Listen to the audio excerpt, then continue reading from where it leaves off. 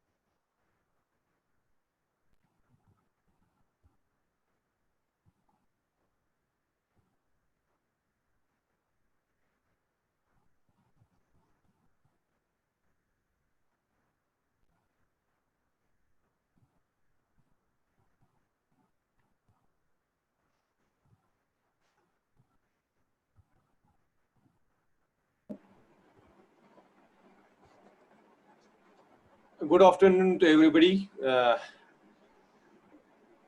Most welcome, Professor B.S. Prakash, sir.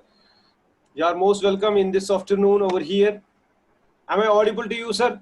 Yes, good afternoon. Very good afternoon, sir. Sir, we are really humbled to have you this afternoon with us. Thanks a lot for your consent and your being here this afternoon. Before I formally invite you for your presentation, let me introduce yourself to my participants. The participants are from all over the country, and they are all the faculty members in the agriculture universities or the animal science universities. So, my dear participants, we have this afternoon with us Professor B.S. Prakash, who is presently the Senior Technical Consultant, National Rainfed Area Authority, Government of India, New Delhi.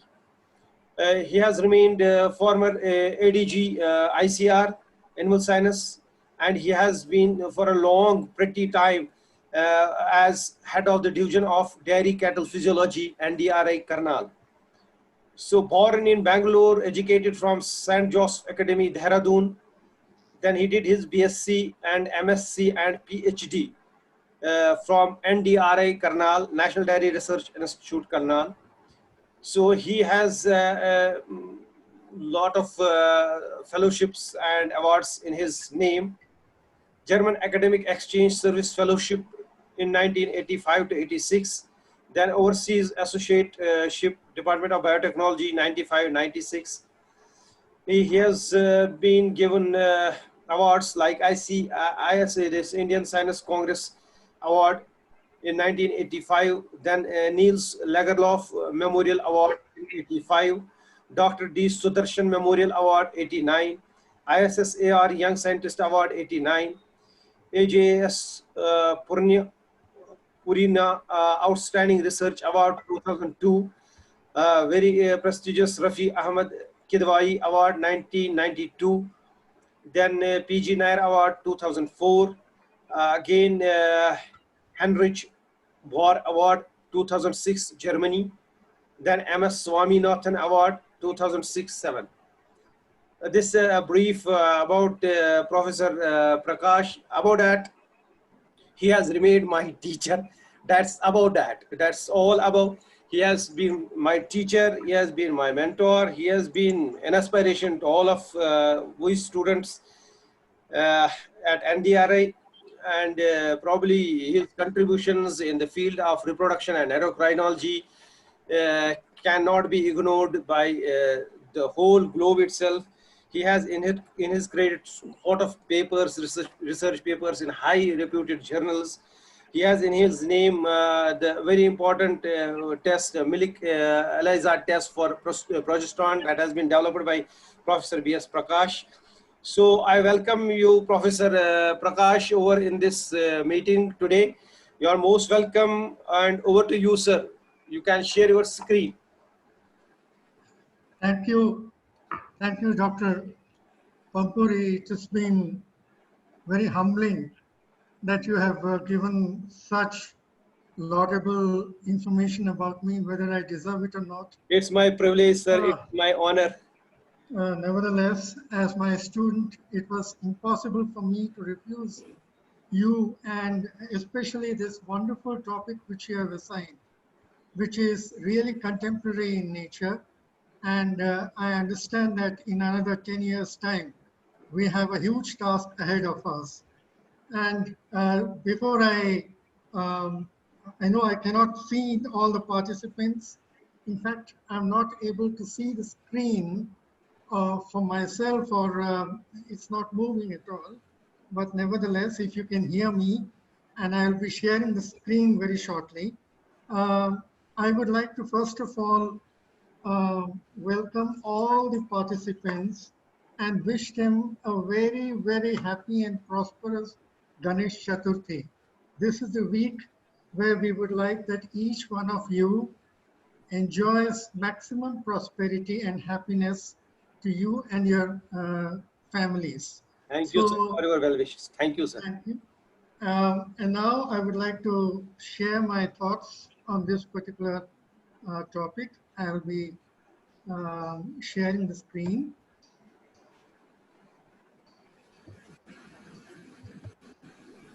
Can you see it? Yes, sir. Can, It is coming. It is starting. Yes, yes, sir. Yes, sir.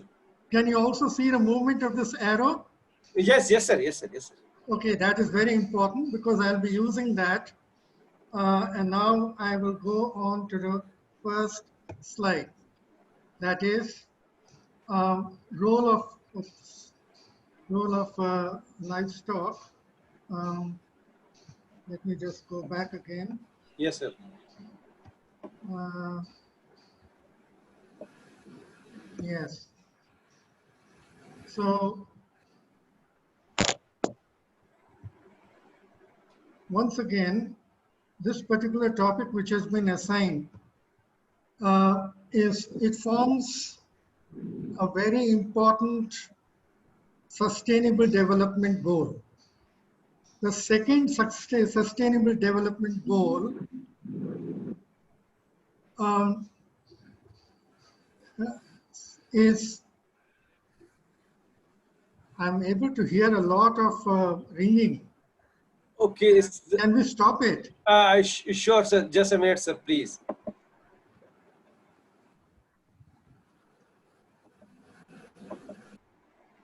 Sir, you unmute yourself, please.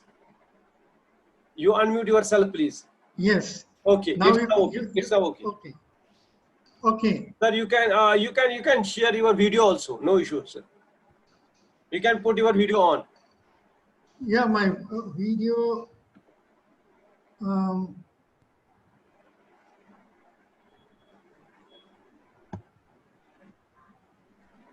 is it on? No. No, your screen is there, but your video is not there. On your left side, you have the audio as well as a video sign is there. You can just put that on. Yeah, I've switched it on, but it is showing on. Okay, but But it's it's not not. coming here. Okay, Here it it was doesn't there. matter. Okay, okay, okay. But Okay. you can see my screen. Yeah, All yes, right. it is there, sir. It is there, sir. It is there. Okay. So the United Nations in the year a few years ago in 2012, they had ensured or they had anticipated that all the countries by the year 2030 should be free of the burden of hunger. And so it is in that context that this particular important topic, which has been given to me, we have to provide whether the country is going in the right direction as far as livestock is concerned. Now, what is important over here to understand is that we have 17 such sustainable development goals, and all these are interrelated. The first sustainable development goal is that of poverty, that is removal of poverty. And this very important, the second one which is important is that of removal of hunger by 2030. So I have given my email ID also. Everybody can even contact me even at a later stage.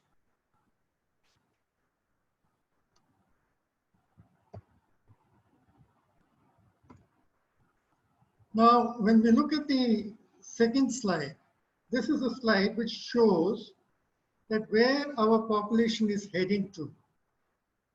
As you can see, that in the year 2030, we expect a 50% increase in population of India from what it was in the year 2000, in the year 2000.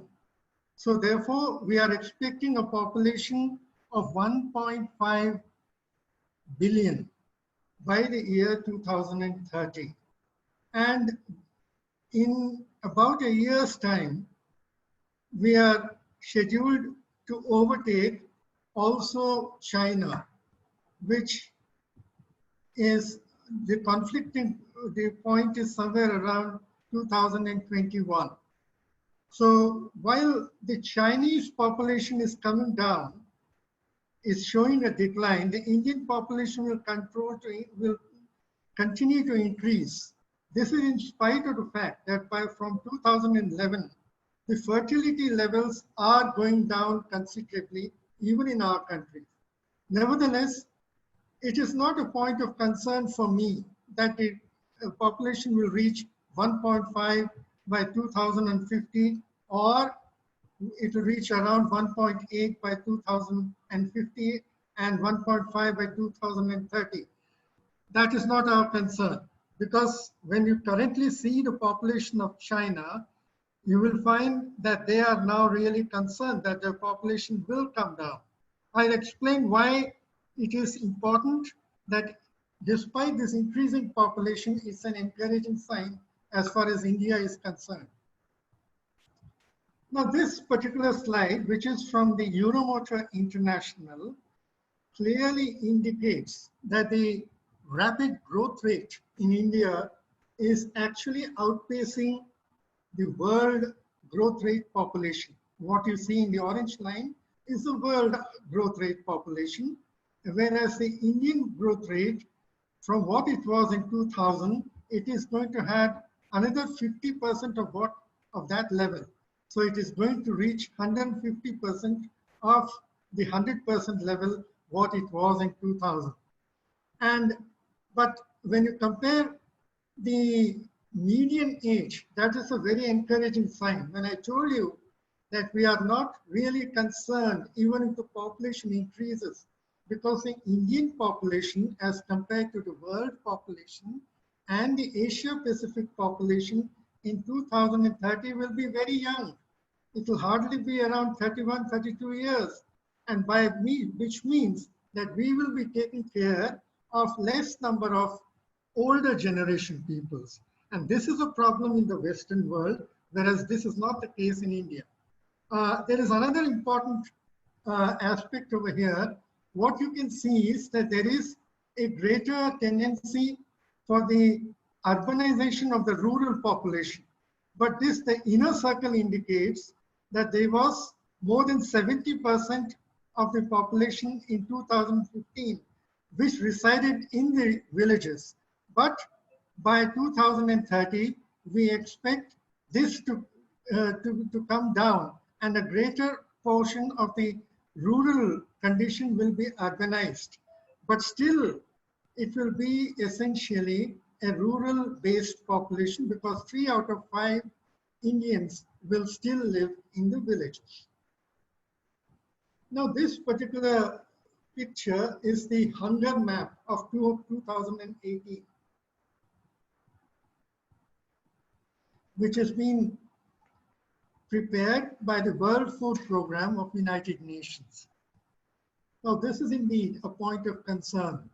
All the blue colors that you realize that you are seeing here, that is in the United States as well as a large part of the Russian Federation, then Kazakhstan, Algeria, etc., Australia, and New Zealand. Now, all these have very low hunger, below 5%. Whereas in India, it's a point of concern that we have about 200 million people still malnourished. And that is why this yellow color, which denotes about 14.9%, is the denoting figure as far as the yellow color is concerned. And in India, it is very close to that 14.9. It's around 14%, which is still malnourished. But the encouraging aspect is that this figure has come down from what it was in 2015, as we shall see in the next slide. So this is the picture. Now, this picture indicates the global hunger index. Now, here, it's a very depressing sight indeed. This, on your left side, is the number of countries, 116 countries, most of which are developing. Now, when I say developing, it is on the parameters of the Sustainable Development Goals that these countries are still developing. They may be very good as far as the poverty index is concerned, as far as their wealth is concerned, but overall they are still ranked as being under developing. And so here, when out of these 116 countries are seen, India is ranked a very low 102 in the year 2019, and it ranks lower than our neighbors Pakistan and Bangladesh. This is indeed a very serious concern. And the score which you are seeing here, this is a global index score. And the less the score, the better it is, the country is. So when you say that the global index of Chile, Kuwait, and Turkey is less than 5, it means that those countries have hardly any hunger in their countries. But as it increases, like 5.3, 5.8, China is also doing very well. It's around 6.5. But when it comes down to India, it is 30.3. Now, what are the indices on which it is calculated? You may ask. So I thought that I would like to tell you that there are these four major indices. Now, these are the four major indices. That is how much is the population which is undernourished. The second one is child wasting. That is, with respect to the height, is the child having sufficient weight? The threshold of weight, if it is lower than the threshold, we say that the child is not growing optimally. Therefore, this undernourishment is also creating child wasting.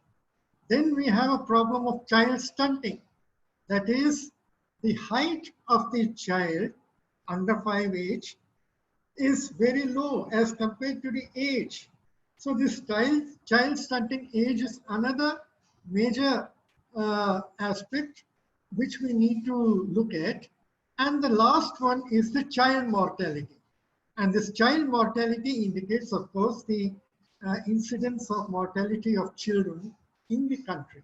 Now, when we look at this, each of these four parameters, you will be the global index gives 33% weightage to undernourished population, 33% weightage to the child mortality population, and 33% weightage together to child wasting and child stunting population. So therefore, when we look at the undernourished population in India, it has come down tremendously from 22.2% to now it is 14.5%. So which is a very encouraging sign. And if you go by 2030, it will be very close to 5%, which should be almost attaining what we are saying zero hunger. Similarly, when we look at the child wasting, this is a point of concern. We have to address this issue, and this can be addressed when the undernourishment is solved. And the other important point of concern is the stunted growth. That is the low height compared to at the particular age of the animal, of the human being at 5 years of age. Although what we are seeing here is that a consistent decline from 2000, from 54.2%, it has come down drastically. And India has improved to about 37.9% as far as child stunting is concerned. As far as the child mortality is concerned, there also we have made very significant progress. From about 9% in 2000, we are now down to about 3% as far as child mortality is concerned. So therefore, what we need to do is, if we can solve this problem of undernourishment, we will be also ensuring that there is adequate nutrition for our children, and the child mortality, we expect it also to come down. Now I come to a very important aspect. Whenever we talk about nutrition, there are two aspects. Many times you must have seen the terms being used, food security. And the second term which is used is nutritional security. Even if there is sufficient food to fill our bellies, which we say is food security, we have to ensure that the food is balanced. That is, it contains adequate nutrition for growth so that we don't have this child wasting and stunting.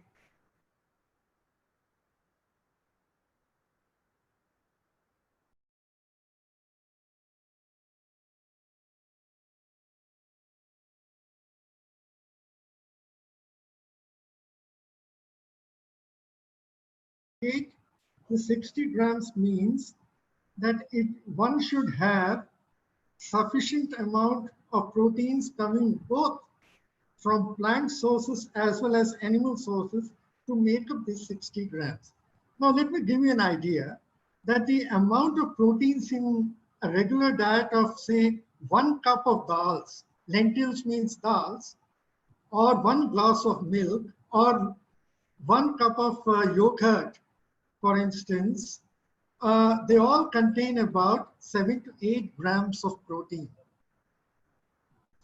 as per the Indian Market Research Bureau, 2017. Now, if you're eating 1 cup of yogurt and you're also drinking a glass of milk, you would be making about 16 grams of protein, but that is still less. So you need to supplement it with more food. And concentrated food will come, as far as protein is concerned, will come when you consume the products from livestock. That is, one egg contains as much as 100 grams of yogurt or 1 glass of milk. Similarly, meat and fish contain 3 times that of yogurt and dals, for instance, 100 grams of yogurt. So it is 25 grams protein per 100 grams of meat. So therefore, it is important that we need to have sufficient livestock products also in our meal on a daily basis. But we must keep one thing in mind: do not overeat proteins. Many times in their overexuberance, people tend to overeat even proteins. That is not good. And it should only form about 10 to 15% of your total diet. The total diet should have about 2,500 calories, out of which what I'm saying is that 250 to 300 calories should come from proteins. Therefore, a concentrated animal foods, even small quantities, is good. Is that clear to all? So now when I come to the next slide, in this slide I indicate why are animal foods important. This is very important for all of us to understand, even when we are teaching students. Why are animal foods important? The first and foremost is that all animal foods, they are having a very high biological value. What do you mean by biological value? You will ask. A biological value means that when you consume a food, if it is getting totally assimilated by the body, it is 100% biological value. And this 100%, the gold standard is the egg albumin.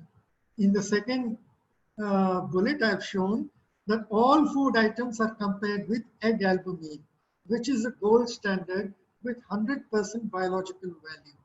Therefore, all the foods which you get from the animals, be it meat, be it milk, protein, or be it yogurt, and also eggs, they all have very close to 100% biological value because they have been derived from the animals which have already assimilated and then converted this protein into the most assimilable form. Now we come to the third bullet, which tells us that the plant proteins are less nutritive as compared to the animal proteins because of their lower biological values ranging from 65 to 70%. Now, I am a vegetarian. I consume only plant proteins. So therefore, it is important for me to have maybe some amount of, maybe if I can eat an egg, I should consume an egg a day and also drink maybe 2 glasses of milk every day so that I fulfill my requirements of proteins.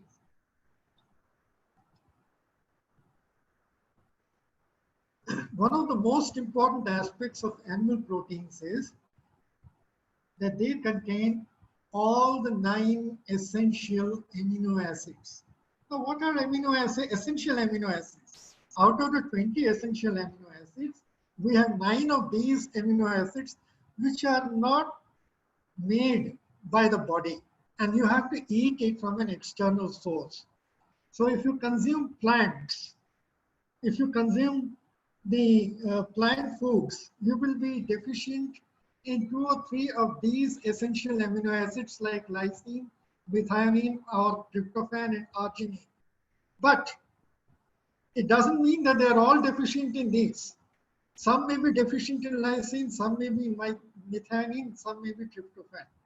But when we talk about cereals and dals, then cereals will contain enough of lysine, but they will not contain any methionine. But the dals will contain methionine, but no lysine. That is why we say from the our traditional foods, we have to eat dals and cereals in the ratio of 1:5, so that we have 15% of proteins coming from dals, as well as the cereals will give us the carbohydrates. So therefore, it is important that out of the 2,000 to 2,500 calories, we should have 10% of 10 to 15% of protein and the rest from carbohydrates and fats. The second important aspect why animal protein is important is that it is a very rich source of vitamin B12, vitamin D, omega-3 fatty acids, and the heme iron, which forms your blood, and zinc. Zinc is a very important cofactor in many of these enzyme actions. So therefore, it is important for us to ensure that our food contains animal protein, and the plant sources will lack the essential amino acids, as I've discussed. And as I've already told you, that the protein requirement per person is 60 grams. How did we arrive at that? This is because we 8.8 grams per kilogram of body weight is the requirement per individual. Now we look at the growing livestock products consumption. Now, because of the increasing urban middle class and the fact that they are becoming more and more knowledgeable, there is a greater pressure on livestock products consumption. More and more people are consuming livestock products because they understand that livestock products are good for health. And therefore, we have to ensure that when we are doing that, the movement or the connectivity from the producers to the consumers is improving. And this has happened over the last couple of decades. And we find that you can even order all these animal proteins, even from Amazon or any other such websites, and it will come at your doorsteps. And then there is better connectivity, better transportation from the producer to the consumer. Even the latest act, which has bring modification in the act, has ensured that the producer can directly connect with the consumer instead of going to the mandis. So now, then we have that the importance that we need to ensure that we have to increase the number of cooperatives. We have to increase the commercialization as well as the food producers organizations of all the villages, all the farmers. And then this is happening.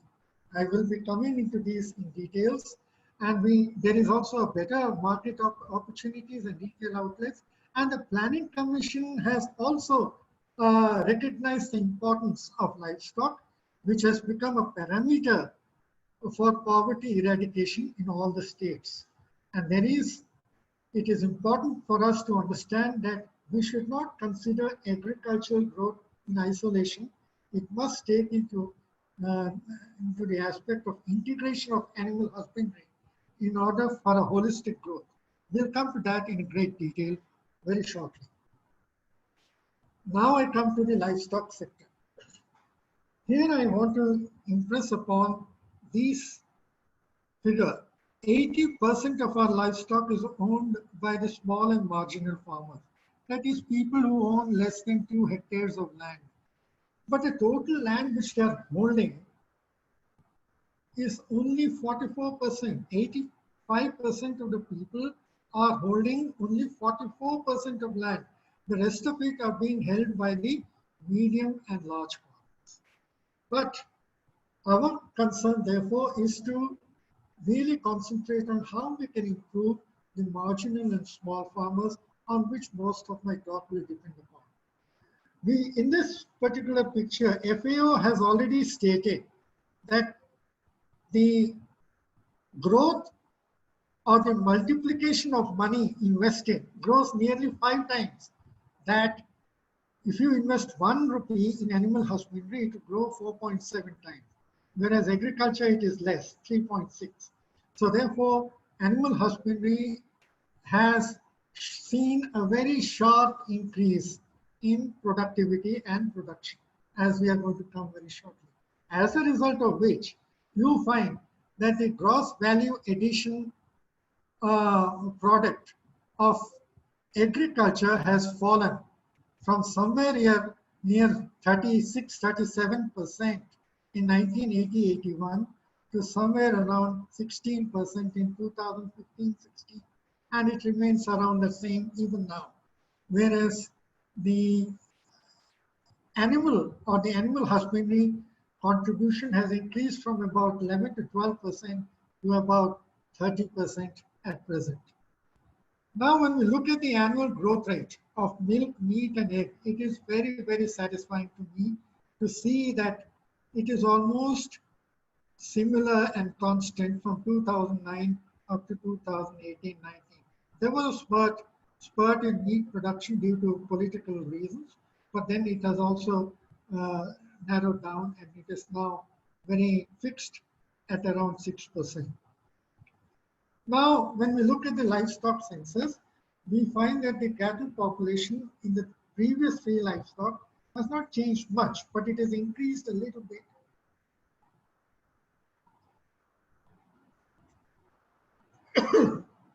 Sorry, from about 190 million to 192 million.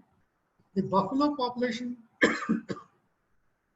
has been steadily increasing, and currently it stands at 110 million. But the maximum gains have been seen in sheep and goat population.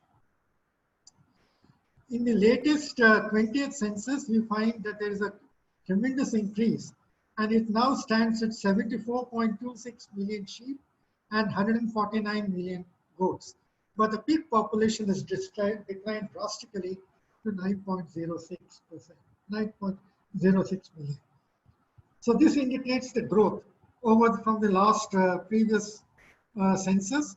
And as I told you, the sheep population has increased by 14% and goat population has increased by 10%. This is a very good sign. Earlier, sheep and goat used to contribute more meat as compared to the buffaloes, but after 2010, buffalo meat has overshadowed the sheep and goat meat production, as we'll come and learn a little bit about that. 36% is cattle population, 20% is buffalo population, around 14% is sheep population, 28% is the goat population, and only 1.69 population is the population which we have for pigs. Now, this particular slide indicates very clearly how we are placed as far as milk production is concerned. It has been increasing steadily from 2004 to 2018-19. Now, this is the golden era as far as we are concerned. Milk production has been a singular contribution to the overall animal husbandry GDP to the extent of 67%. Milk production, milk products, that is.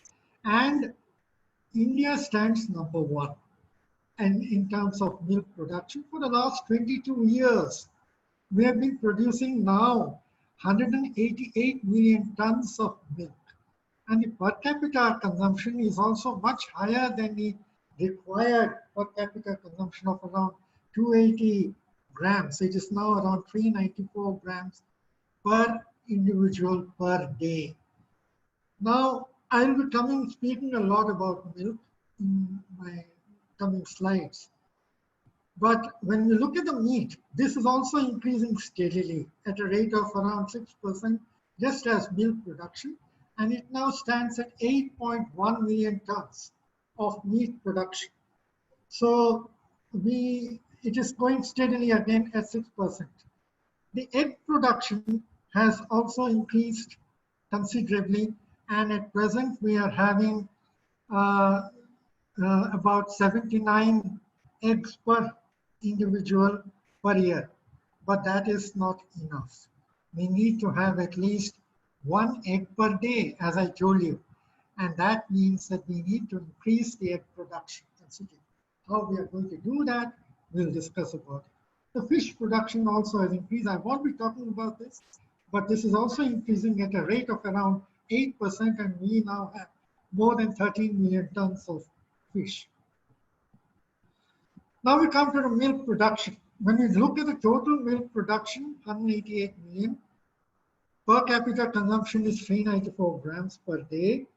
Buffaloes contribute 49%, indigenous cows 21%, crossbred 27%, and goats are also contributing 3%.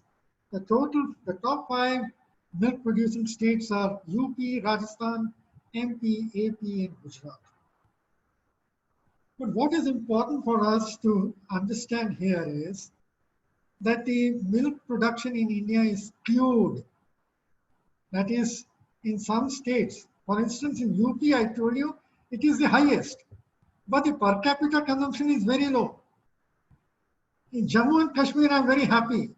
Dr. Jahur, you will find that it is around 395 grams, which is very good. Which is And above recommended. the important states are Punjab and Haryana, Jammu and Kashmir, Himachal Pradesh. Now these states, they guzzle a lot of milk, which is why the milk consumption is more there, even though their total production in that particular state may be lower, but that is immaterial as far as I am concerned. It's the milk consumption. So therefore, my concern is that this is not uniform and that everybody needs to consume almost similar amount of milk, that is around 394 grams, but this is not happening. And in fact, Delhi is the lowest. Imagine the capital city, Delhi, has a very low milk consumption. So this is a graphical description of some of which I have spoken. We have 3 types of livestock: the indigenous cattle, which forms 51%. As I told you, it contributes 21% of milk. We have the buffaloes, which are 36%, which is contributing around 49%, and 13% is of milk is coming from the crossbred cattle, which is contributing about 27. But what is important is the low milk yield per animal. And what I'm focusing here and what we need to focus here is on indigenous cattle, because that figure is not very happy. It's only around 3.3 kilo per day, which even some of the best breeds of goats in the West, they also produce on an average 3 kilograms. Our Indian goats produce less than 1 kilogram, but they are producing 3%, they're contributing to the 3% of the total milk to the national grain. Now, when we look at the important reasons, one of the things is that only 26% of our animals have been serviced by artificial insemination. This is a very small figure. If you need to do this, you have to improve this figure to close to 100%. So 74% is left uncovered or to natural insemination.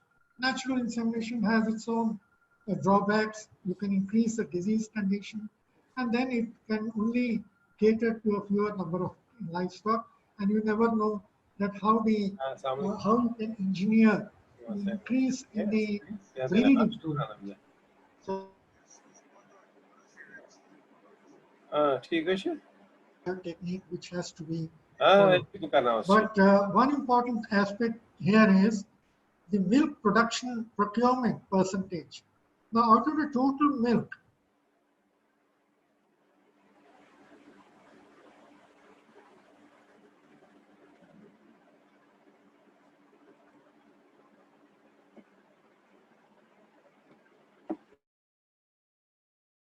and the other half by the private concerns. But there's a huge chunk of 34%, which has to be utilized and which has to be converted into the organized sector. So therefore, we have to increase the number of cooperatives, number of private entrepreneurs. And the milk procurement, we envisage from the current 37 million tons, which the organized sector is stating, should increase to 120 million tons by 2030. That is in the next 10 years, which will also provide additional 12 million jobs. So the way forward, as far as dairying is concerned, is that the increase of milk production should be around 270 million by 2030, which we are going to attain. And we are going to actually reach 500 grams per capita, which is very good. And then we have to increase, improve the village procurement infrastructure, modern cooperative dairies, and then we have to bring the additional 2 lakh villages. We have presently 1.9 lakhs covered under the cooperatives. We need to have an additional 2 lakh villages to be covered by 2030 by the cooperatives, so that the organized sector deals with hygienic milk. And then we have to improve the old cooperatives and the old machinery of the which the cooperatives are having. Then we need to have what we call as a multivalent and heat stable vaccine.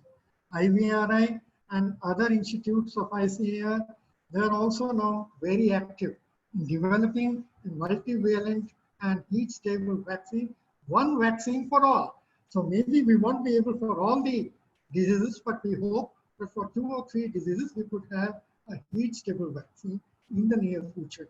So our health of the animals is very important for ensuring that we continue to produce milk.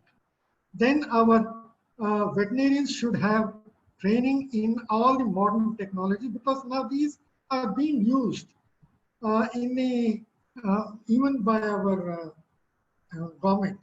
That is, when we talk about the government sector, ET, cloning, endocrine techniques, we need to improve upon that.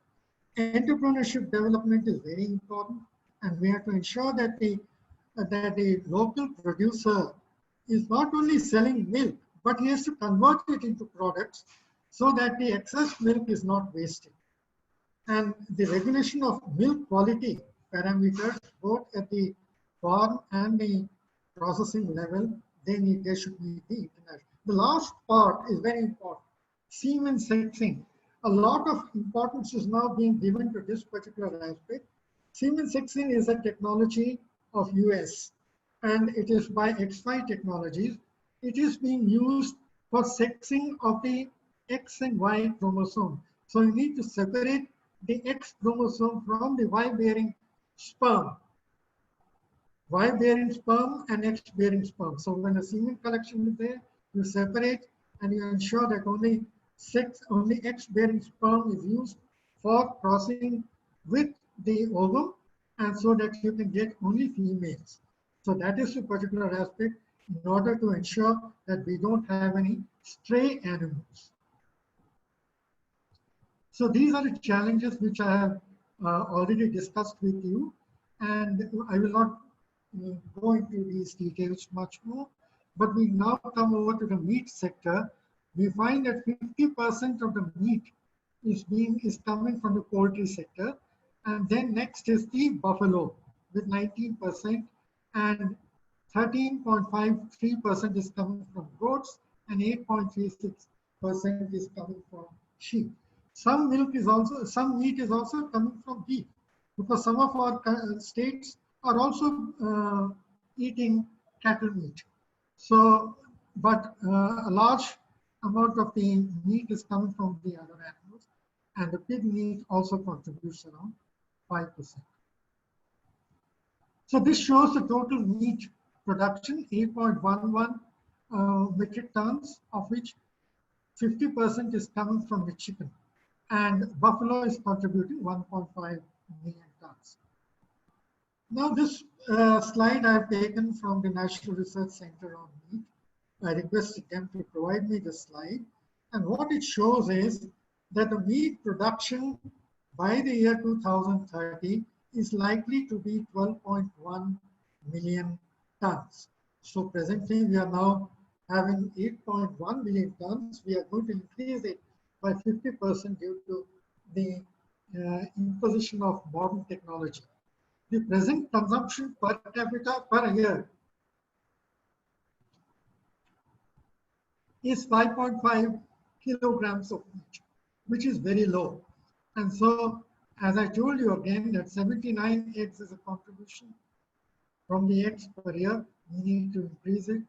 And let us see, fish is contributing 9 kilograms per capita consumption per year. These are the total 5 meat producing states: UP, Maharashtra, West Bengal, Andhra Pradesh, and Telangana. So now I come to the government schemes. We have discussed some of the meat and the other areas of production, but now we find that the government is really seized of the importance of livestock, and it has very important schemes which it is running in all the states. They are producing a huge amount of funds. And these are the schemes: Rashtriya Gokul Mission, Livestock Health and Disease Control, National Livestock Mission, Dairy Entrepreneurship Development Scheme. I won't go into the details because I've given you the details in the text. Please go through it. So this is the National Livestock Mission, which has 4 submissions. One is the fodder development, livestock development, pig, and in the Northeast, then the poultry development, and also improvement in the skill development, technology, and transfer. Basically, when we talk about livestock development, it is for improving the breeds in the specific eco zone where they are adapted to, and then how to increase the number of lambs so that we are having more, so we are having 3 lambs in 2 years. So there are technologies, and we introduce the FVSc gene into the animals from the Avishan sheep. And then we have to introduce the health technology. All these things are there in the National Livestock Mission of the Government of India. They also have the Northeastern region where they are developing the, improving the indigenous pig through crossbreeding and producing high genetic merit breed. And from the high genetic merit breed animals, either imported or which are present and are being supplied by National Research Center on pig located in Guwahati. Then we have the poultry distribution. We will come to that a little bit. Distribution of low input technologies. We have to introduce, improve the backyard poultry, and so for which the low input technology birds will be distributed. Then we come to the breed improvement. Very briefly, I would say that the breeds for sheep and goats will be improved as far as the regions are concerned. The funds are being distributed, and I would like to say that the physical outcome is that we are going to have several lakhs of high genetic merit lambs and several lakhs of high genetic merit goats by the year 2030. Now, when we come to the fodder, I'm going to lay a little bit of stress on the fodder status in the country. Now, this is what is the needed figure in million tons for the keeping in mind the total number of livestock. We require 530 million tons of dry fodder, and the availability is only 408. So the shortage is 122 million tons. That is huge. Then we have, oops, this keeps on shifting actually, the greens which are being supplied. We require, there's a demand of 880 million tons, of which only 596 million tons is being produced, and the shortfall is 284 million tons. And the concentrate shortfall is about 35 million tons. So therefore the gap is very large. How do we fulfill that gap? So we need to understand that there are 3 main sources of forage: crop residues, cultivated fodders, and forages from common property resources. So they are contributing 54, 28, and 18% respectively. But we need to understand that the minimum area of under fodder production is only around 4.6%, which is around 7 million hectares.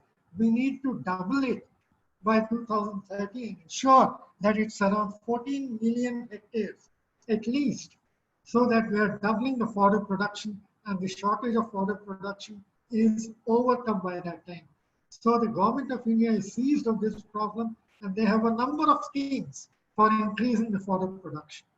And also the quality seed for various grasses and trees has to be provided. And the requirement is 3.55 lakh tons of seed. And these has to come from the, for producing 880 million tons of fodder. So as well as the 9 million hectares of land for fodder, which has been planned by the government. So there are several improved technologies, azolla plantation, which has to be increased. The government is seized of these ideas.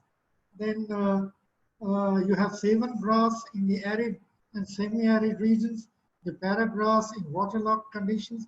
So these are some of the areas, and also the trees which have to be raised and produced in large numbers.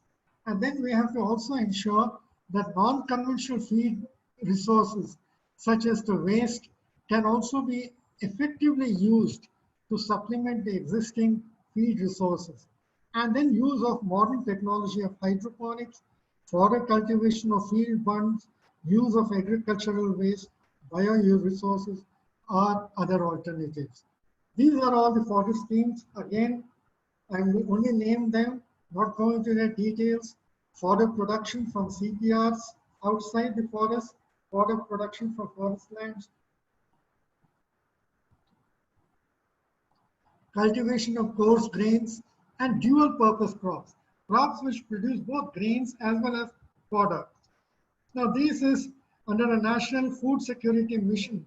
There are various schemes under the Department of Agriculture and Forestry. Then the fodder seed production, procurement and distribution, conservation of fodder, these are the technologies. All these are available, and these are being now propagated through the states to the producer. And there are 8 fodder stations which are being governed by the government itself all over the country. And they are producing the fodder seeds and the various fodders. They're also providing trainings and demonstrations on various technologies. I come to the poultry sector. Poultry sector, 851 million is the estimated population of hens, because 95% of the total poultry is made up of chicken, 3% is made up of ducks, and 2% by the other end. And the backyard poultry is only 18%, but this is one area which has been commercialized to a great extent. And 82% of the poultry industry is commercialized. These are the 5 egg-producing states, that is Andhra Pradesh is maximum, Tamil Nadu, Telangana, West Bengal, and Haryana, which are the top 5, and 103 billion eggs are being produced by the country in 2018-19, but per capita consumption is low, and the poultry sector is growing now at around 6%. Now, the schemes are the innovative poultry productive process project, in which we have a distribution of low input technology birds, that is for the backyard poultry, and which is going to benefit a large number of beneficiaries as well as the broilers. So now I come to a short slide wherein we have brought about, through research, a considerable improvement in the backyard poultry. And there are a large number of improved birds which are being distributed and which have become very popular. Vanaraja and Gramapriya, Srinidhi, for instance, are some of these breeds which have extremely colored plumage, which villagers like, and which also produce more eggs. You see here, the Desi fowl produces only 50 to 60%, whereas Gramapriya produces 140 to 150, and Vanaraja 120 to 150 eggs. And then this is per year. And now the live body weight is only 1.5 in 12 weeks, whereas Gramapriya has 2 to 2.5, and Vanaraja has 3 to 3.5 kilograms. And the profit, if you rear just one animal, one male and one female, you will have a net profit of around 500 rupees. This is a very important component. Always it is thought that livestock production is very risky because the animals are highly susceptible to diseases and they die. But now the government has come up with another livestock insurance scheme, which it is implementing to a great extent in 300 districts at present, but it will extend it to all the districts. And what it tells us is that it will give insurance to a maximum of 5 cows or buffaloes. And one cow is considered as one cattle unit, and it is equivalent to 10 goats, which means that it will produce insurance to 50 goats or sheep or rabbits. So therefore, or pigs. So 50 goats, sheep, rabbit or pigs, or 5 cows and 5 animals. How is it measured? What is the premium which one has to pay? So for a milch cattle, depending upon the amount of milk it produces per day, it will be, that becomes the premium. That is 3,000 rupees per liter, means if it is producing 10 liters, then the total milk, total rupees, the worth of the animal is calculated as 30,000 if it produces 10 liters of milk. So 7.5% of that 10 of that 30,000 becomes a premium amount which has to be paid to the policy, to the insurance agent for 3 years. Now this is for 3 years. Consolidated payment he can do. If he wants to do it only for 1 year, he has to pay more. That is 3% per year. But the amount increases in northeastern region as well as difficult areas to 9% and 3.5% to 4% respectively.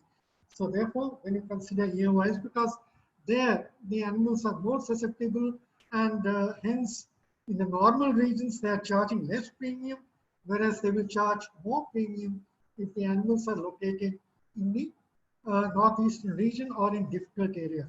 Nevertheless, the center, to obviate this problem, the center and share provides subsidy.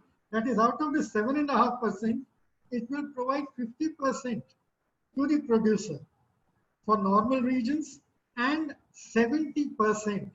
So even if there's an increase in the premium amount, it will provide 70%, and 30% only will have to be paid by the farmer in the difficult regions. Other animals other than cattle and buffaloes, that is goat, sheep, they will be evaluated on the basis of their phenotype, how they look, by the government veterinarian, or if there is no government veterinarians, then the private veterinarian can also do it. The state livestock development boards are ensuring that this scheme is going to be adapted. Now I come to two very important aspects in which National Rainfed Area Authority, to which I belong, is also concentrating very hard. And this is the first time that the Government of India has concentrated or is trying to make an attempt in order to improve this particular aspect of livestock production. This system, that is pastoralism, has been a very age-old system. Just 2 weeks ago, you celebrated the birth of Lord Krishna. He is the most famous pastoralist of our country, and he used to take the cows for grazing, and this is what pastoralism is all about. Most of our livestock, initially before independence, they were being handled by the pastoralists, and they were being taken from place to place. This is what we refer to as migratory pastoralism. Over the years, this migratory pastoralism has been reducing, and at present, there is a very little area which is left to these pastoralists. However, the tradition continues unabated for the last 1,000 years. And even now, there are a large number of pastoralists in the dry and arid regions, as well as in the higher regions of the Himalaya, the states of Himalaya like Jammu and Kashmir, the Ladakh, as well as when we talk about Uttarakhand, Uttar Pradesh, and the dry areas of Gujarat and Rajasthan, as well as Karnataka and Andhra Pradesh to some extent, also are practicing this migratory pastoralism. So, what is pastoralism? It is practiced by members of caste or ethnic groups with a strong association of rearing animals on the move as they go in search of water and pastures. This is what is happening. You will find when you're traveling in the roads, you will find large herds of animals. All these animals are being tended by maybe one or two or three pastoralists who travel along. They travel more than 1,000 kilometers during the entire year. This traveling can be seasonal, that is twice a year. That is, by the end of winter to the beginning of monsoon, initially they go around in search of pastures, taking their herds of sheep or goats, and then they come back. And then again, after the end of monsoon, that is, when the winter sets in, again they move. And before the commencement of summer, they come back to their villages. So these and the animals which are reared by the pastoralists, although they do include some cattle, but most of these cattle and buffaloes, they are now sedentarized. Our livestock industry is taking, all our schemes are taking very good care, and they have a lot of schemes for them. But there is very little attention or focus given to this way of animal health, animal herding system. And that is why I'm referring to these uh, animals which are coming under pastoralism as minor ruminants. That is, we are talking about sheep, goats, yaks, and camels. So this is the pastoralism in a national context. As I told you, that at present we have only about 30 to 35 million of our people who are practicing this. We need to increase their number. Why we need to increase it, I'm going to tell you. And why pastoralism is important, all those aspects will increase because they contribute a lot. And in times to come, goat and sheep will become the major meat producing animal from our country. It is producing at present 14 and 8, that is 22% of total meat is coming from goats and sheep, which are also all of which are reared under migratory pastoralism. These are four kinds of animals which are reared by the pastoralists. Then I come to the importance of migratory pastoralism. Now these nomadic herders, they are used to very harsh conditions. And these animals also are used to harsh conditions. Therefore, from a breeding point of view, these are the best animals. Hence, nomadic herders, they are natural breeders. They are the best breeders for our country. And therefore, we need to preserve their existence. Nomadic herd tradition needs to be continued essentially for this purpose. But there are very important other reasons. We have to understand that this particular technology or this particular tradition requires no inputs. Almost from zero cost, it is giving you worth of the animal. So therefore, it is producing wealth on the move.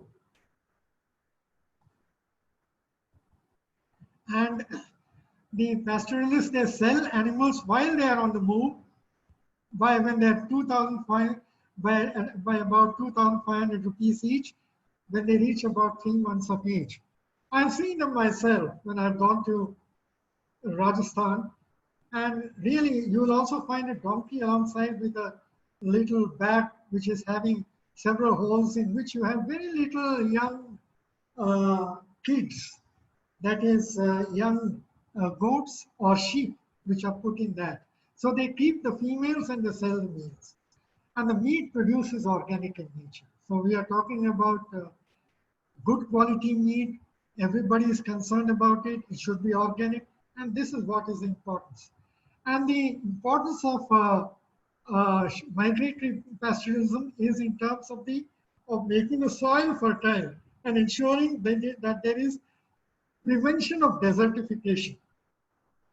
Whenever these animals move, they produce the manure, and 3 tons of these manure from 1,000 sheep.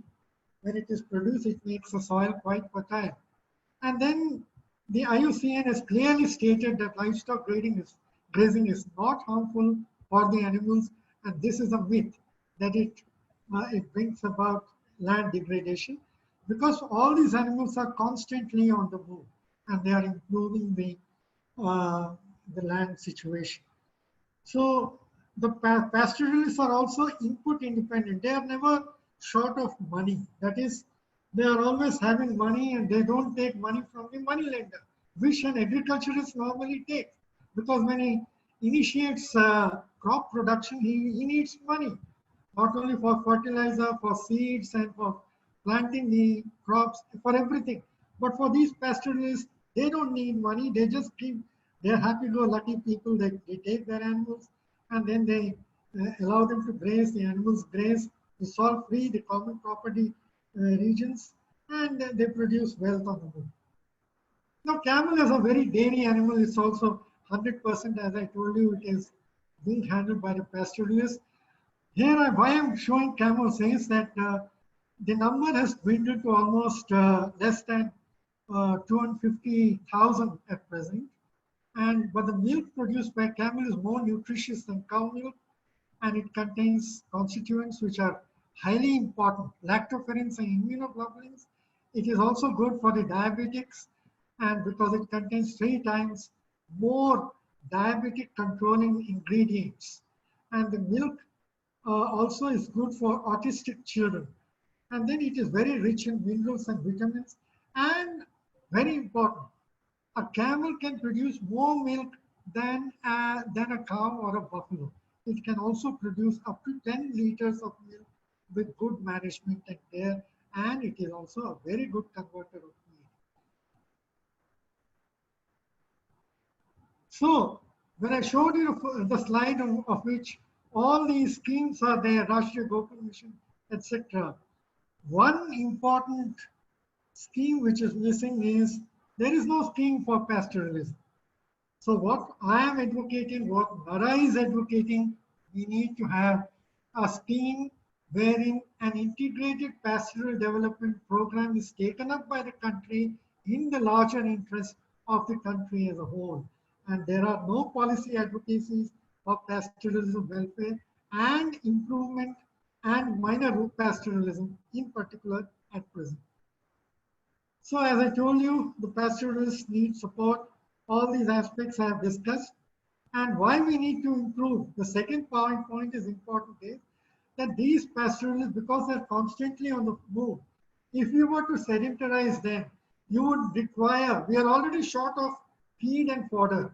So we will have to give them feed and fodder additionally, because when there are no rains, and there is no water supply, you need to give them water, you have to provide them the fodder. From where will it come? So let them continue, let this tradition continue. And that is why it's very important that to obviate the need for feeding these additional animals, we need to increase this pastoralism in the national context from the present 35 million. Let us increase to around 100 million by the year 2030. So we need to focus on minor ruminants because they combine traditional pastoralism with wealth creation, natural resource management, and ecosystem sustenance. And then the adverse socio-economic needs of the pastoralists, they are specific. About 200 ethnic groups and tribes and castes are the total number of pastoralists in India. All of them need support to strengthen them, to make them understand their rights, and to ensure that they continue to live in harmony and they understand their rights, and also to ensure that the common property regions are not being encroached upon by agriculturists and the industry. They have to be increased, in fact, and not reduced. And then the revival of pastoralism will also address rejuvenation of degraded lands and valuable human resources. So this is our final recommendation, that the way forward is to develop policy guidelines for an integrated pastoral development program. In this direction, we from National Rainfed Area Authority have actually taken up a field study in collaboration with Food and Agricultural Organization, and the URMUL, which is one of the which is the major implementing agency, Uttar Rajasthan Milk Union Limited, is carrying it out in 4 locations in Rajasthan, where we intend to improve the CPRs as well as the provide the pastoralists with hand-holding in terms of utilization of their produce, as well as improve their entrepreneurship and give them training, as well as tell them about their rights and give them also a passport. So this experiment is going on, and when I come over online next time, I'll be able to provide you more details. Then the last aspect is the drought proofing action plans. Our country has more than 150 to 160 vulnerable districts which are highly drought prone. And National Rainfed Area Authority has taken up this particular task. It has been entrusted with this task of preparing the plans to make to ensure that these districts become drought resilient. That is, when the farmer is faced with the drought situation, he is not unduly put to a lot of stress, but he is already prepared well in advance, and he knows what the alternatives are, and so he has the alternative with him and ensures that the drought is not going to affect him. And this huge point of concern that we are seeing, a large percentage, large number of suicides which are occurring in the farmers, farming community will come to an end. How do we do it? That is, we try to minimize the crop due to drought average. So this is how we are trying to bring about the drought proofing interventions, not only through water budgeting, to plant water budgeted crops and farming systems. We would like that the farmers move away from the traditional rice field system to crop diversification, keeping in view the low uh, amount of water in their particular districts. And then the conservation agriculture is going to be practiced through moisture conservation, biological conservation, and so on. As far as the livestock is concerned, we have introduced these 11 parameters. We want goatry, sheep keeping, not large livestock, especially in Rajasthan, for instance, where there is very little water, where there is very little rainfall. We would like them to focus on goatry and sheep keeping. We would also like that these districts have at least one abattoir, or 2 or 3 districts share one abattoir. At present, there are hardly any abattoirs. For hygienic meat production, we need good quality and at least one hygienic abattoir which is functional. At present, most of the states do not have more than one abattoir. So we need to have definitely more than that. Then there are cattle and buffalo improvement schemes, how to improve artificial insemination through using high quality, high genetic merit semen. Then infertility camps using superovulation and Easter synchronization, not superovulation, Easter synchronization and fixed time AI. For instance, some of these technologies which we have developed at NDRI, we are now trying to use in these camps. Then the fodder production, and then the azolla plantation, silage, poultry, distribution, 25 numbers per block per year. So like this, these are going to be distributed. Camel innovative projects. Then milk processing, that is, every center should have milk coolers, bulk coolers of 1,000-liter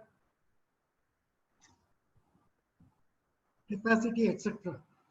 So this is my second last slide. So what is the roadmap for our zero hunger? As I already discussed with you, I am now summarizing this slide. We have to increase the milk production to 270 million tons by 2030 so that our per capita milk consumption is increased from 394 to 500 grams. And this is easily possible because we are increasing milk production at a rate of 6%, and we hope to reach 330 million tons by the year 2032. So therefore, this will be easily achieved. I have no doubt about it. Then we have to develop the cattle and buffalo indigenous breeds. I discussed with you. All the schemes are left are essentially based ensuring breed development by upgradation of the indigenous cattle, by upgradation of the indigenous buffalo through crossbreeding, etc. Then strengthening of milk procurement, I have already discussed that how we can go about increasing the from the present day cooperatives also need to be increased.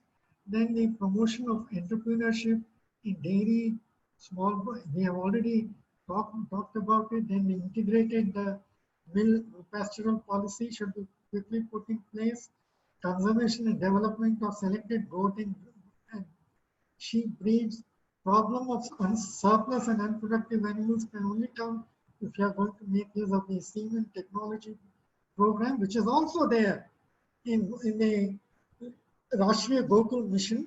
There are several sub-programs. One of these is semen sexing, and we hope to have about 80 million sex semen calves. Then control of major economically important disease. I spoke to you about the health scheme uh, by our government. We are using vaccination on a large scale. We are also using the UID tracking of the animals. 80 million animals will be tracked by fixing the RFID cards. Then we have got I spoke to you how to reduce the demand and availability of fodder. Then we have spoken about how to apply modern fertility improvement and embryo biotechnology, because these technologies are now becoming popular and even the government is using this. There are several centers all over the country which are using embryo biotechnique to produce elite uh, offspring. And finally, I have spoken about the drought proofing of the vulnerable districts so that all the agricultural districts become drought resilient. Now, the final word. Just saying that is not enough. We have to make it affordable. As I told you, there are the milk consumption is skewed. The, to ensure that these benefits reach out to one and all, we have to complement it with other sustainable development goals. Other 16 development goals here coming to the picture. That is poverty alleviation, employment generation, education, and social upliftment. All of these are important. When we do that, then we will be strengthening the common man and ensuring that he has enough money to buy. And we also, by increasing this productivity, will be bringing down the cost of production also. So together, we have to go together hand in hand. There has to be a lot of hand holding.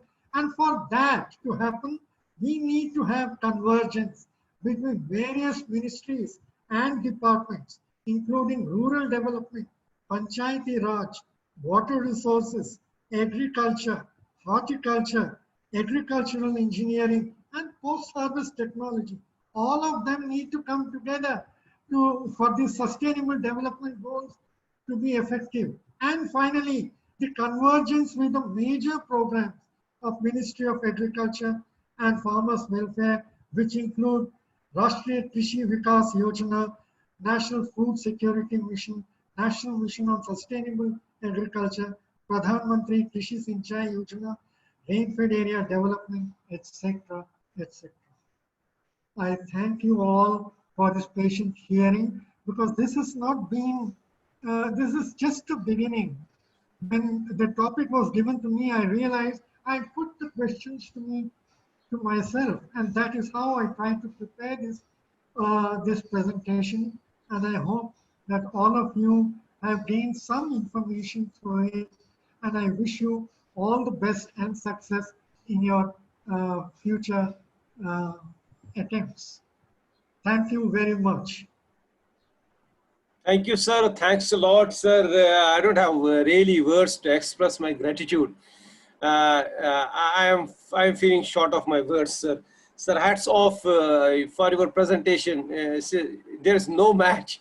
The way you just detail the things, the way you express the things, you make everybody to understand. Even if one is not going to be interested in it, he becomes automatically interested in the speech. And it's not me only, I am just telling this thing. I have so many messages in my chat box. They say this presentation is nice, and the way Professor Prakash is expressing and detailing the things there, that's nice. That's really, you see, appraising, and that's really praiseworthy.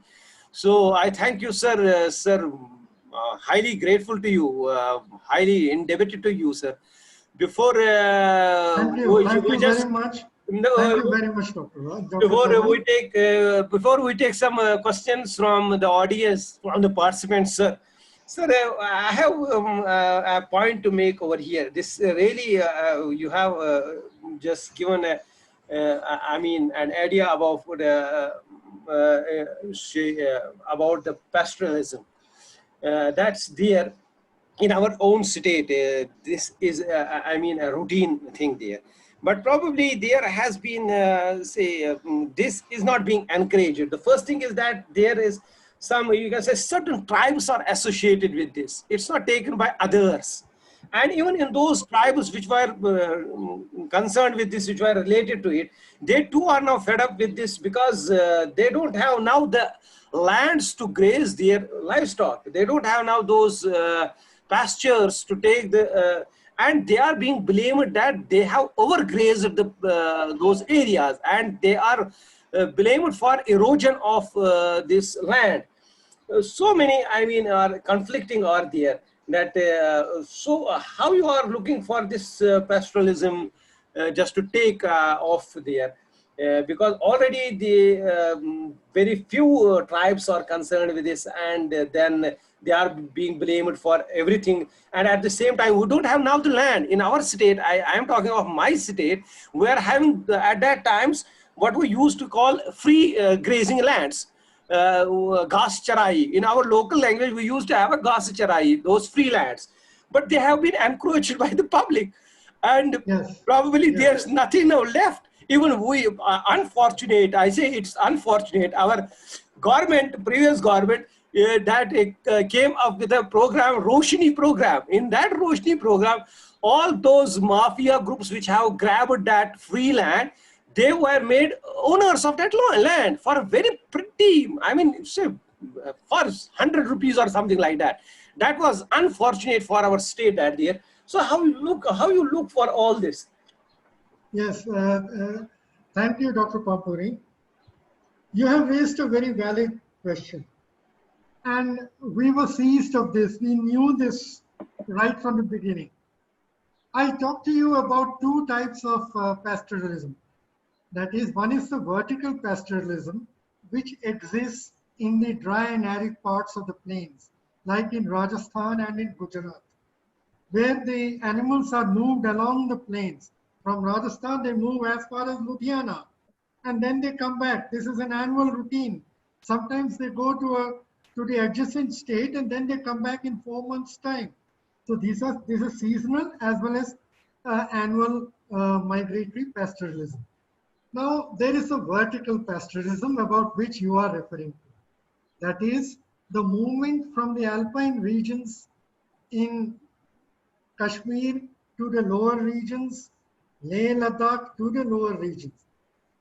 You know, one thing I have always stated, that the livestock in Kashmir are very valuable. They produce cashmere with a Yes, C. yes, Okay, yes. this cashmere is not wool, it is fiber. Fiber. It is fiber which is obtained from these sheep. And all of these sheep, what you call is from this Chantang area. are coming, they're producing about 300 grams of these sheep per year. This is such a valuable commodity, valuable, valuable export commodity. And therefore, we have to ensure that this is supported. And this aspect, what you are telling, that is grabbing, land grabbing by the agricultural mafia, by the others, this is not new. This has been happening over the years. And this has got to stop because we didn't have a policy till now. That is why the government is thinking very seriously. That is why the government is thinking very seriously in this matter, and a national integrated pastoral development program. We have now also discussed this with the animal husbandry department, of the state, and they are very much interested in this. Our CEO, Saab, Dr. Dalwai, has made a presentation before the Secretary Animal Husbandry just a month ago, and he has shown a lot of interest. And your particular aspect, they said, we want to support one such. Can we stop that the background sound? It is disturbing. Yes. Now, the animal husbandry department says that they are going to fund, if we are going to start a vertical migratory route project, that is from the upper regions which are occurring from Uttarakhand, Leh, Ladakh, Jammu and Kashmir, and then coming down. So there, along the routes, we have to chalk out those routes. The people follow the same routes. We should stop this. We should stop this encouragement, this encroachment. And that is why this integrated pastoral development program is very essential in the national context. And we hope that in these 10 years, not only will there be such a policy, but we will be looking to support both vertical pastoralism as well as horizontal pastoralism as it exists in your state. Thank you, sir. Thank you. We have with us Dr. Nasir Ahmed. Please, Nasir, please. Yeah. Yes, sir. Yes, sir. Good afternoon, sir. Good afternoon. Very good afternoon. First of all, sir, very nice presentation. Thanks for that, sir. Sir, I have a small query. That do you feel, sir, that globally there is a transition taking place, nutritional transition from vegetarian food to non-vegetarian food, as you have shown in the in some of your slides, that the importance of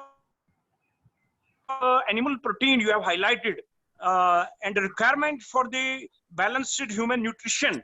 We have already seen those slides. Do you feel that that transition is taking place, or we can say shift taking place from from vegetarian to non-vegetarian food, or there is a reverse trend? I would like to get enlightened by your information, please. No, why? It's a good question. I have not at any point stated that you should be a vegetarian or a non-vegetarian. Even if you are a vegetarian, you can consume livestock products like milk, for instance. There are what you call as limited vegetarians or eggitarians who can consume eggs. I am basically a vegetarian, but I do consume eggs. But I also consume a lot of milk products like cheese, then yogurt, then dahi, and milk as such. So therefore, there is no harm. The trend, you asked me about the trend. I have not looked into the demographics, but I can say that there is, in India, about 70% of the persons are non-vegetarians, but there is a trend towards vegetarianism because they find that vegetarian food is also healthy when it is consumed along with some animal proteins. There is no harm if you are a non-vegetarian. Definitely, if you are a non-vegetarian, you will be always consuming the required amount of animal proteins. But even if you are a vegetarian, this should not come as a constraint for anybody to also consume livestock products. Am I able to, is that clear? Yes. Yes, sir. Yes, sir. I am here. I am here. Thank you. Okay, sir. Okay, sir. Okay. Hello. Hello, yes? Yes, sir. Yes, sir. Yes, sir. Got it. Any other question?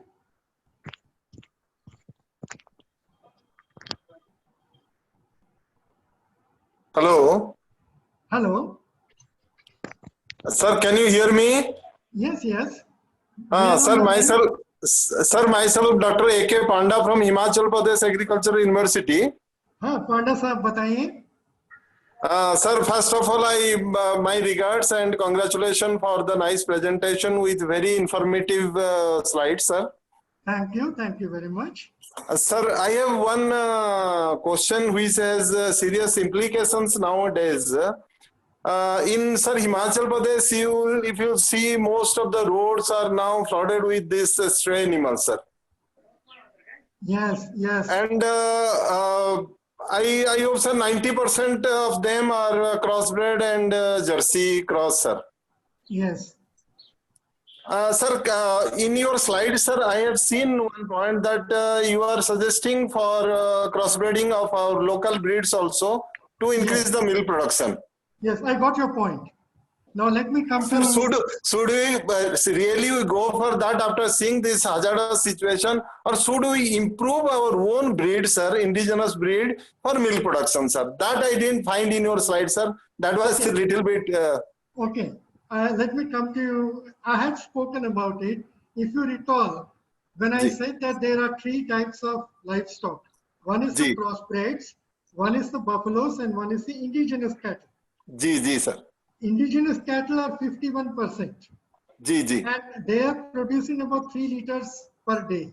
Ji, sir. The crossbreds are producing around 8 liters per day. Ji. Now, I also said that we need to improve the indigenous breeds. I never spoke about the crossbred breeds. I said we need to improve this lot, the indigenous lot, because these are the ones which are more climate resilient. Ji, sir. Exactly, sir. Exactly. And but when we talk about crossbreeding, Ji, sir. We made a serious mistake last 40 years. Ji, sir. We have been crossing our best indigenous breeds Ji. like Sahiwal and Red Sindhi and Karpatkar with the exotic breeds. Ji, sir. With the result, we have very fewer numbers of indigenous Sahiwal and Red Sindhi. Exactly, sir. Exactly. We hardly see them. Yeah, sir. Yeah. What should have been done, and this was also there in the national policy, was taking the non-productive, nondescript animals which are producing less than 1 liter or 2 liters of milk and crossing them with the exotic animals and gradually upgrading them. That was but that never happened. Now we are thinking that this should have been done because we've got so many livestock. You spoke about these stray animals which are not producing milk. That is one aspect. Many of these animals may be producing very little milk, which is not economical. And if these animals are actually crossed, you can get some milk out of it, maybe 2.5 to 3 liters of milk, and make it more economically viable. That is one aspect. So I'm talking about crossbreeding, only limited crossbreeding, not crossing our best breeds with the exotic animals. Please don't do that. When you're teaching the youngsters, tell them that you have to upgrade your local indigenous livestock, and you use crossbreeding only for the nondescript breeds, not for the good breeds. Okay, that is one aspect. Then the second thing I talked to you about was to reduce the stray cattle. And you said large number of crossbred cattle are there on the roads. Sir. In Himachal, sir. It's not only in Himachal. Dr. Panda, it is there all over the country. Ji sir, I'm talking about Himachal sir. You are talking about Himachal because you're from there. No, Ji sir, ji sir, I'm ji. in Ji. Delhi. In Delhi, every day when I come to office, I encounter them. And Ji sir. now what is happening is that after they cross their productive functioning, then they are let loose. Then they come to the roads. And the males, most of them will be males. Ji, ji. All these males, this is not crossbreeding what we are doing. I want to tell this to all the people here. Ji. What we are practicing is interspecies hybridization. Ji. The word crossbreeding actually means crossing breeds between the same species. Ji. That is crossing Tharparkar with Sahiwal or crossing Tharparkar with Red Sindhi and so on. They are Ji. the same breeds within the species Bos indicus. Ji. But what you are talking about crossbreeding, that is indigenous breeds with the exotic breeds, Ji. you are crossing two different species, Ji. Bos indicus and Bos taurus. Ji. So they are two. This is not crossbreeding. This is a wrong terminology which breeders are using. Ji. I have discussed this with the senior most breeders in the country, and now Ji, they ji. understand. They were always thinking they are all of the same. We are all in the same species. No, Ji. we have four species. One is Bos indicus, Bos taurus, Bos bruniens, that is yak, Yeah. Yes. Ji. and Bos frontalis, which is mithun. Ji. So these are the four species of cattle. Ji. But buffaloes are not cattle. Yeah. People misuse this terminology also. Ji. Buffaloes are Buballus buballus. They Ji. are a Ji. totally different genus. Ji. They cannot be crossed with cattle. Ji. Okay. So whenever you are discussing this with the students, you should bifurcate. Say cattle are these four species and buffaloes are Buballus buballus and Buballus carabenensis. Carabenensis are the buffaloes of the eastern side from India, Thailand and Indonesia, Philippines, etc. Ji. What you call as the swamp buffaloes. Ji. And the freshwater buffaloes, which are ours, are the Buballus buballus. Ji. But they can be intercrossed because they are within the same species. Ji. Ji, sir. Thank you, sir. So nice of you, sir. Sir, really, it's really appreciating. You have talked in such a way. We were also confused with the crossbreeding and then cattle and buffalo. Thank you, sir. Sir, we have with us Dr. Sheikh Firdaus. Yes, Dr. Sheikh Firdaus. Very good afternoon, sir. Yes, sir. Yes, sir. Okay, go ahead, please. Yeah, very good afternoon, sir. It was really a lucid and simple presentation. Even people from non-livestock based sectors, they were also able to understand it properly. Sir, I want to ask two queries, sir. First is these nomadic people or migratory people or pastoralists, as you said them. Sir, is there any need to get them under organized conditions, or they are as good as they are now? First thing, sir. Second thing, sir, we had a technology called as AI, artificial insemination. We have, not we had. Have, sir. We started, yes, sir. This is a very important technology. Please yes, sir. don't say it is we had. We have it presently, and we had started it previously. So, sir, Yes. if we see its consumption rate, it is 35 to 40% only. Should we go for anything like maybe development of infrastructure, maybe development of AI technicians, maybe some other interventions, so that the consumption rate is improved and the losses we are incurring through repeat breeding and other problems because of AI being not successful, should we go for those technologies also? Okay, I'm sure that Dr. Pampuri would be smiling Yes, sir. Yes, sir. because this was my area of research. Yes. Yes, yes. Okay. It's of your interest, sir. Now, your first question is, whether we should organize and we should make them sedentary. I understand that you want to sedentarize these pastoralists. No, is the answer. I want more and more people to follow pastoralism. I don't want them to get sedentarized. You can organize them, yes. You can organize them as pastoralists, yes. You can have FPOs of pastoralists, yes. But please don't sedentarize them. Because what we need to do is we have to encourage pastoralists by actually empowering them, by giving them information, by giving them what are their rights. At present, they are being bullied by the people, by the farmers, by the agriculturists, by the criminal elements, and all of it. They need support. They need government support in protecting them. They need support in empowering the women, in empowering the men folk, the pastoralists themselves, and also educating them about how to take care of their livestock. So all this is possible, but we should not discourage them from pastoralism.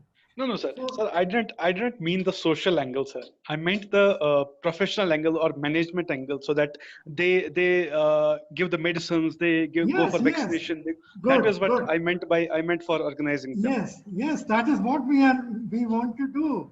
That Yes, is sir. the recommendation even of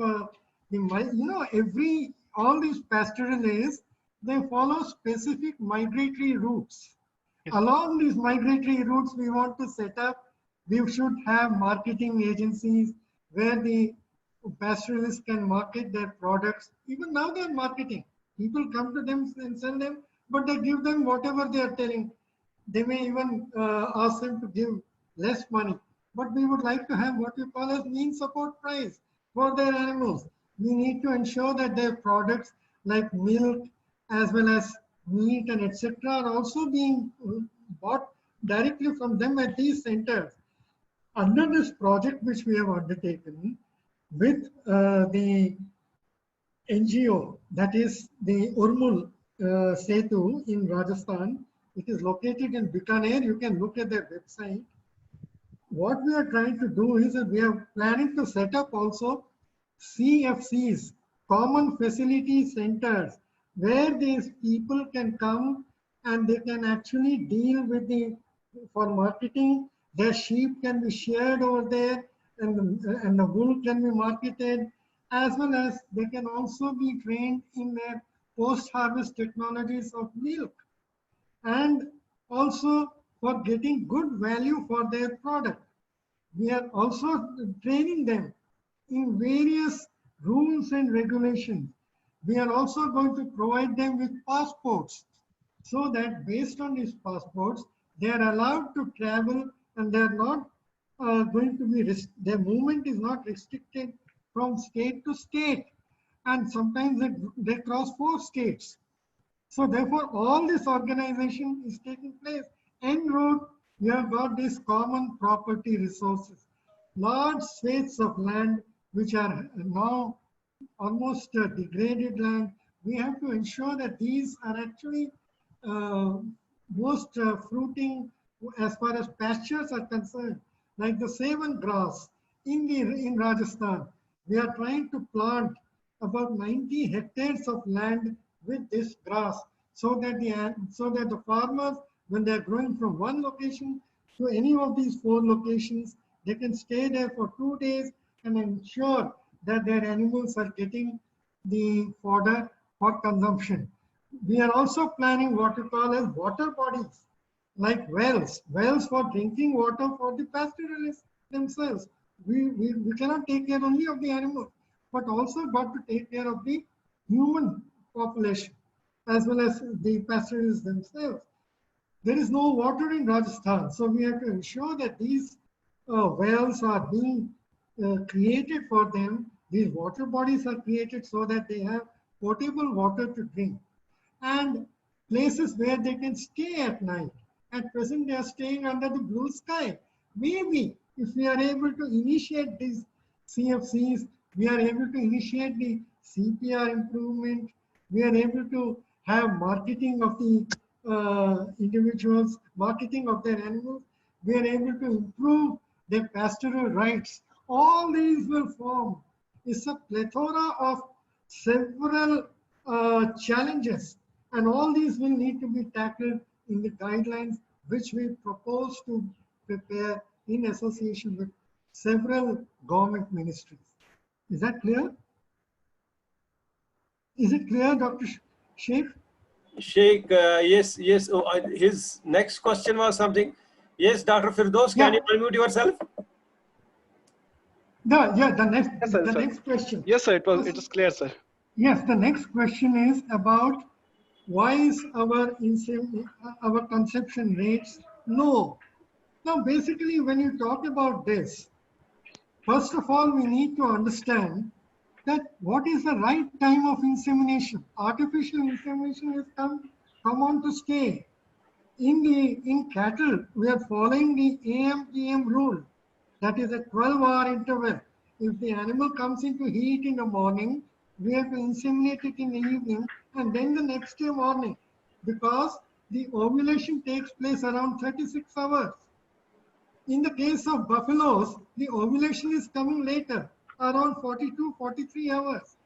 So therefore, there I have proposed that we need to inseminate the animal 12 hours after the animals have come into heat, and then at 24 hours. So it is AM rule or PM rule, because this will cover the whole plethora. The ovum has got maybe a short life of survival, whereas the sperm can survive for a longer duration. So therefore, we have to ensure for conception rate to improve from 35 to 50, we have to have the right time of AA.